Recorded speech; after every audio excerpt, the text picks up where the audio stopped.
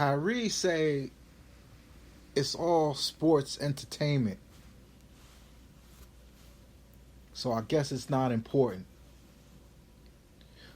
We're going to talk about it anyway, New York City. It's the front office. Let's talk basketball.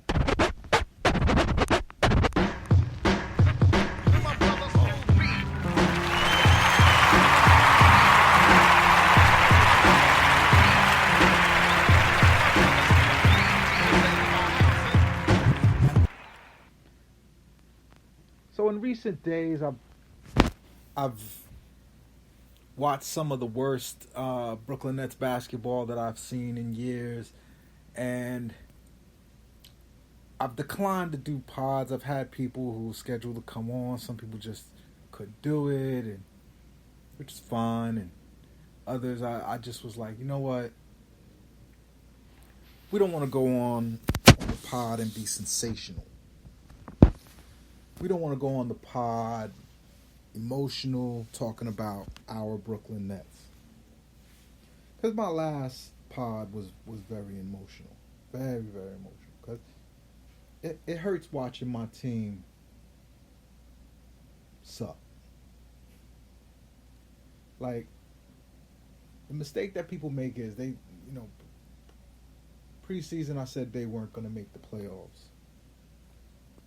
I said Kyrie would be injured, and the supporting cast is not good enough to survive Kyrie missing 20, 30 games.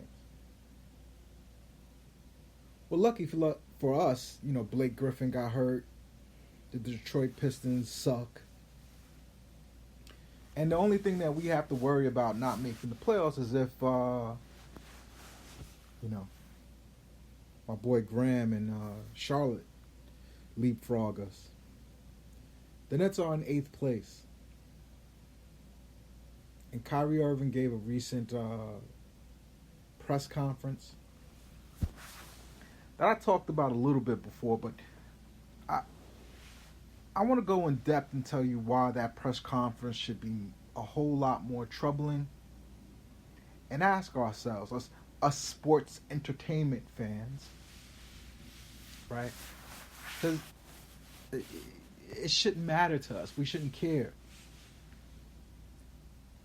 And the Nets shouldn't get unhappy by hearing that.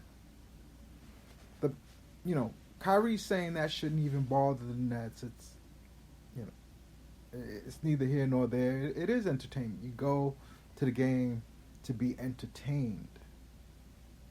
But sports entertainment is a buzzword for something else. It's wrestling. Wrestling is fake. Sports is supposed to be a competition. It's supposed to be a representation of your community, of where you're from. They say Brooklyn on the chest. When we take the floor at Barclays Center or anywhere else, we represent this community, we represent this municipality, we represent this borough. And it's supposed to be an honest representation or a competitive representation of us. And the team that we put on the floor supposedly is supposed to win. And we take great pride and great respect out of that when our team takes the floor, they take it serious. Especially if you're a professional basketball player. The person that should be mad that Kyrie is talking crazy like that is Nike. Because basically what they're saying is it doesn't matter. And truthfully, the question is, if that's the case, why aren't we all just becoming the fans of the Nets gaming team? That's entertainment. We might be watching some pixels move across the screen and some gamer, some versions of the real thing. But why don't we all just become gaming fans? And it hurts to hear that from one of the best players on our team. But today I don't even want to really get into that. The I this pod, I'm going to break down a question and talk about something in specific. And that is, if Sean Marks could do it all over again,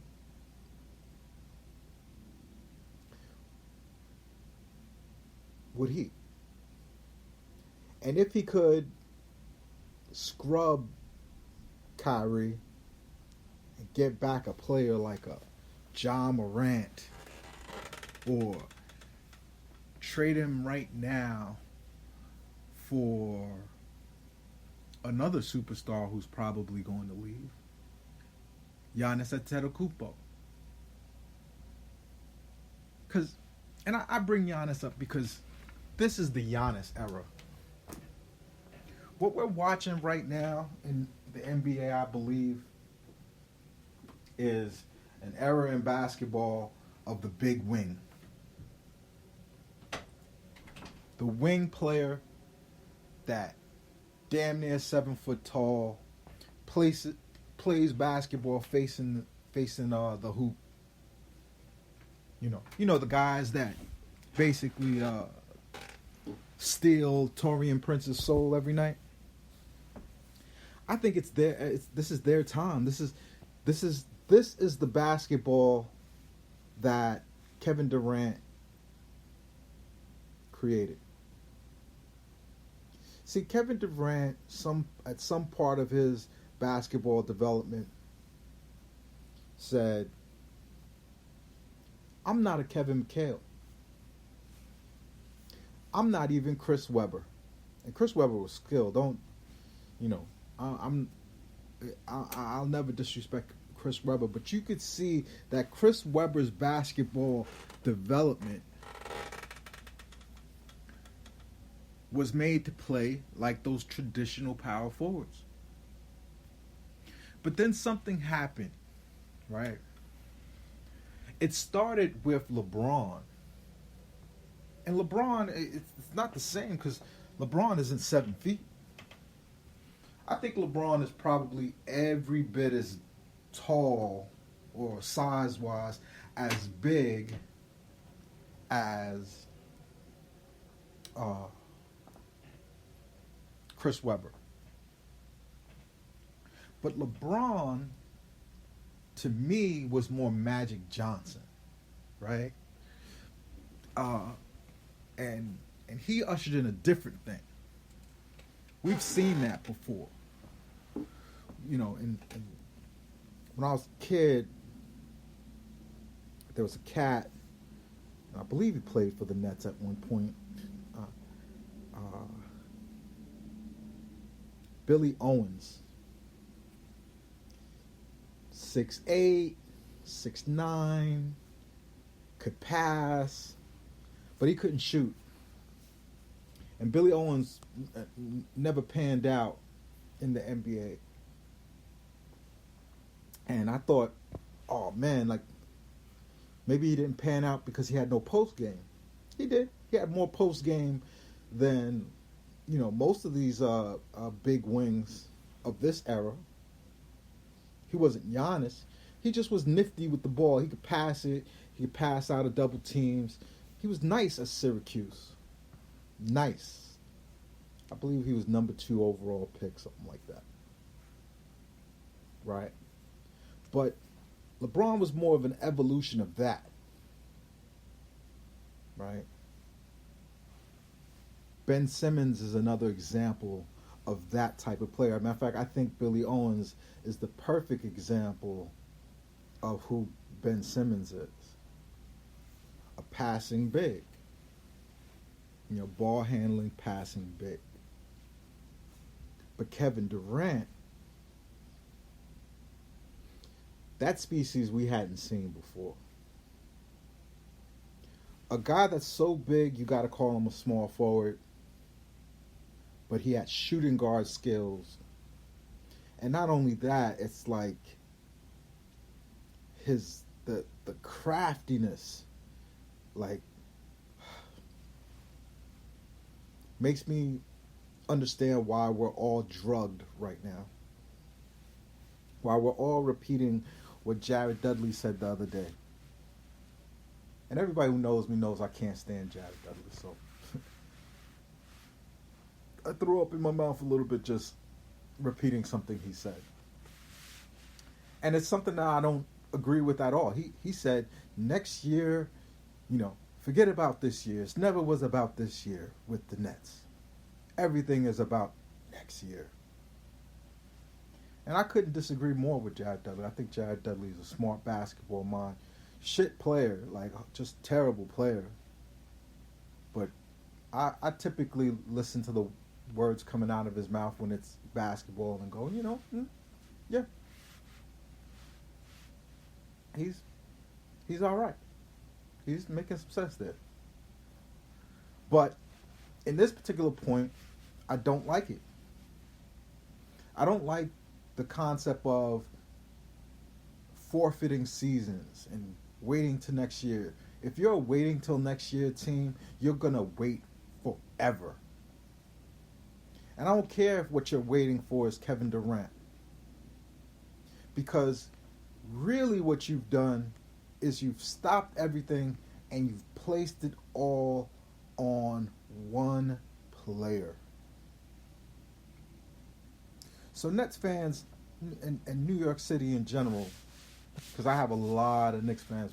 Matter of fact, when I do Knicks fan shows, I break my measly little 500 downloads. I do really well when I talk about the Knicks. And Knicks fans should listen to my show regardless, because even though this is a Nets version of the show, and I do really poorly when Nets fans know I'm about to give it to them. But this isn't a positive or not positive team. This is me trying to dissect where we are and what we should do about one Kyrie Irving. The last thing you want to do as a Nets organization is forfeit a season. And I'll tell you why before we get to the Kyrie stuff. Losing is an insidious cancer. Losing, once you get that stink on you of a loser, it is one of the hardest things to wash off. It doesn't just affect your players, it affects your coach. You ever see those losing coaches who start to play not to lose and end up losing every time anyway? You ever see those losing organizations that make trades to just make it? The losing is what created that Celtics trade. That playoff series against the Bulls, if Billy King just said, you know what I got is what I got. I'm going to fill in the blanks here and there, and I'm going to go forward. I got to replace Gerald Wallace. I got to replace Darren Williams, or get a couple good young backups for him, and I'm just going to move forward from there. But no, the losing mentality, the stench of losing made him do something desperate.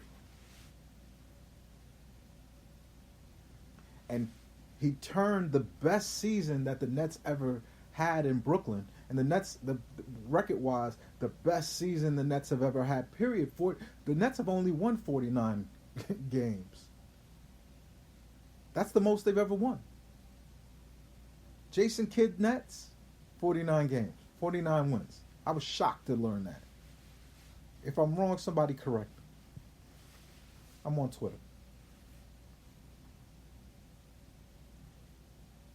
So Billy King, from losing, it created more losing. And it created more losing. And then it turned into, when you couldn't hit any more rock further